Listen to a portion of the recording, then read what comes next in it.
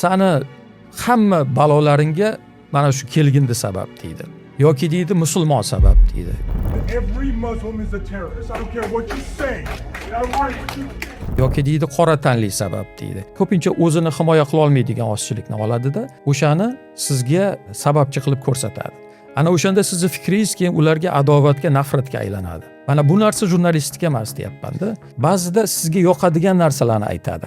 Masalan, mana activation of grievance degan narsa bor-da siyosatshunoslikda. Ya'ni hammada biz nimadandir norozimiz. Hayotimizda nimadir o'xshamayapti.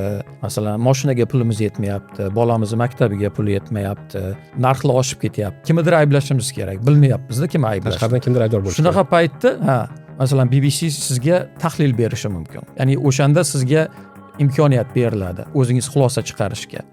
Bu haqiqatan mana bu hukumat qilayotgan narsa ekan debdi. Ya'ni aslida aytaylik, immigrantlar sababchi emas ekan. Mana hamma balolarimga, boshimga tushgan degan xulosaga kelishi mumkin. Ya'ni aqli raso odam. Tucker Carlson nima qiladi?